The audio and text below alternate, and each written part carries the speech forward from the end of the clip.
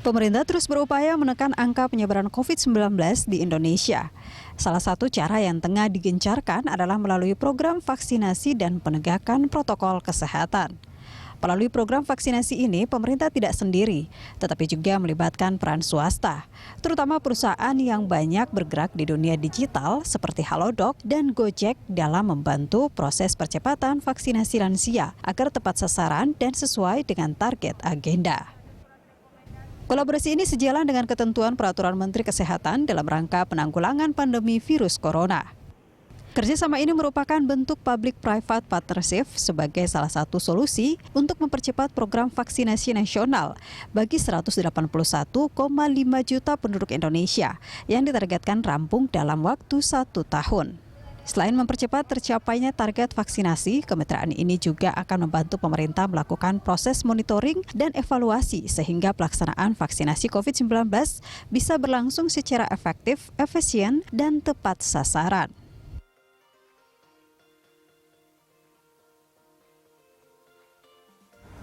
Pemirsa, program vaksinasi COVID-19 diharapkan bisa menekan angka penyebaran virus corona. Untuk itu, pemerintah menggandeng sejumlah pihak, termasuk swasta, untuk mensukseskan program vaksinasi.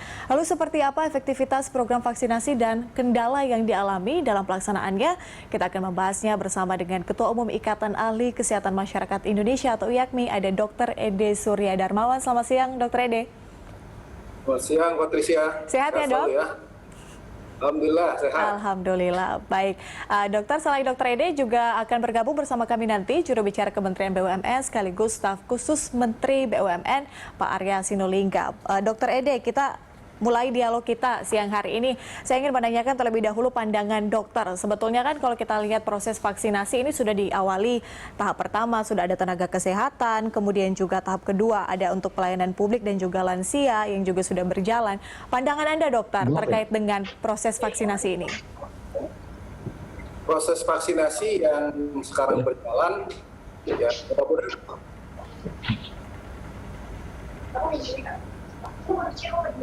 kalau di awal kan perlahan ya, tapi kemarin kan sudah 300.000 per hari, barangkali ini sebuah prestasi ya.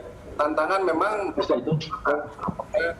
kalau kita menginginkan 181.500.000 itu ingin sampai dalam 1 tahun, berarti setidaknya harus 1 juta rata-rata per hari. Gitu. Ini tantangan yang sangat berat, dan tentu saja pemerintah tidak bisa kerja sendiri. Ini harus didukung ya, terutama sebagian besar oleh masyarakat kita, dan tentu saja oleh kita semua yang akan menjadi target pelaksanaan vaksinasi. Jadi barangkali ini semua harus kita dukung dan tidak bisa membiarkan lihat aja seperti pemerintah dalam hal ini.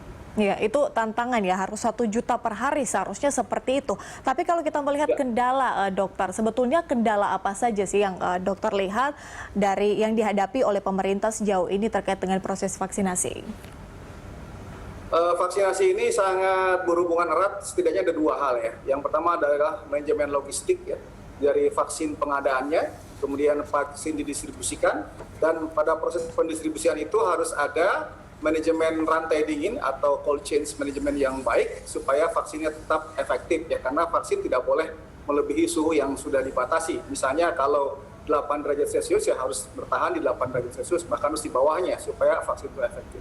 Yang kedua adalah manajemen sumber daya manusianya, yaitu vaksinatornya plus 4 orang penambahan, karena satu tim pun ada 4 orang. Jadi kalau kita menginginkan percepatan sampai ke 1 juta per hari, kalau itu kapasitasnya satu tim itu 100, sebenarnya harus ada 100.000 tim. Nah, ini jadi tantangannya ya, barangkali yang harus disiapkan. Nah, proses percepatan menyiapkan vaksin itu juga tantangan, kemudian distribusi dan saja penyiapan SDM tim pelaksana vaksinasinya. Di samping sisi lain barangkali juga adalah kesiapan masyarakat. Nah, bagi masyarakat yang sudah siap itu akan cepat, bahkan mungkin akan menimbulkan antrian yang harus kita kelola. Tapi bagi yang masih ragu, ini harus segera diyakinkan dengan tentu saja edukasi yang lebih tepat dan lebih benar. Saya kira itu tantangannya. Oke, Pak Arya Sinulinga sudah bergabung bersama kami. Pak Arya, selamat siang. Selamat siang. Oke, Pak Arya, tadi kita sudah berbicara dengan Dr. Ede terkait dengan pandangan dari Dr. Ede terkait dengan proses vaksinasi. Saya ingin menanyakan terlebih dahulu, mungkin update ya kali ya Pak Arya terkait dengan proses vaksinasi sejauh ini sudah seperti apa, dan tadi Pak Dr. Ede juga sudah katakan seharusnya yang menjadi tantangan perharinya itu 1 juta vaksin begitu ya, atau dalam proses vaksinasi. Apakah itu sudah tercapai? Belum tercapai, masih belum tercapai. Tapi yang pasti sekarang kita untuk masih ada kenaikan ya, pasti ada kenaikan, tapi belum sampai dengan yang diharapkan lah gitu. Karena juga seperti yang disampaikan oleh Pak Kemenkes kita, bahwa memang vaksinnya pun lagi diproduksi semua kan, lagi diproduksi, dan kita masih nunggu produksinya dan lagi di penyebaran logistiknya terjadi gitu Mbak. Oke, tapi sejauh ini terkait dengan kendala, Pak Arya, apa yang dihadapi sejauh ini dalam proses vaksinasi? Kalau untuk proses vaksinasi nggak ada ya kendala, sebenarnya nggak banyak kendala ya, karena antusiasme masyarakat untuk divaksin juga sangat tinggi. Bahkan kami kan buat sentra vaksinasi di Istora ya.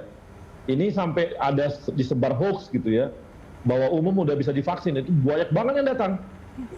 Ya, banyak sekali yang datang karena mengira bahwa di sini ada vaksinasi gitu untuk yang umum, padahal di sini untuk lansia dan pelayan publik. Ini artinya memang dari sisi antusiasme sih udah bagus ya.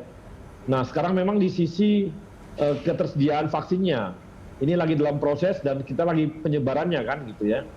Tapi saya rasa nggak akan lama lagi pasti tercapai. Karena produksi vaksin kita semakin lama makin naik, makin tinggi kan ya. Okay. Apalagi kemarin gelombang keempat dari vaksin sudah datang, yaitu dari AstraZeneca.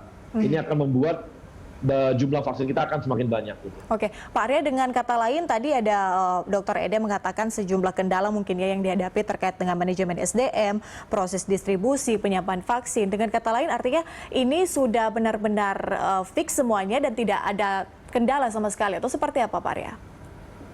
Ya, seperti yang saya katakan tadi, ini kan masalah jumlah vaksinnya. Kita kan masih distribusinya sesuai dengan jumlah vaksin yang ada dulu. Gitu. Ya, tapi bertahap kalau produksi kita vaksinnya naik, maka ini akan bisa logistik vaksin kita juga akan semakin baik untuk distribusinya. Gitu. Nah, nanti di hilirnya adalah, itu hulunya ya. Di hilirnya nanti adalah urusan orang yang vaksinatornya. Tapi vaksinator kan sudah banyak juga untuk dilatih oleh pemerintah gitu ya.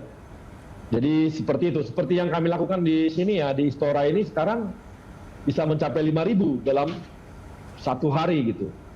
Baru 1 lokasi. Artinya ketika nantinya pemerintah mau membuat tempat lain juga, itu akan membuat kecepatan vaksinasi juga akan semakin tinggi dan semakin baik gitu. Oke, baik Dr. Ede dan juga Pak Arya, kita akan lanjutkan di segmen berikutnya. Pemirsa tetaplah bersama kami, langsung akan segera kembali.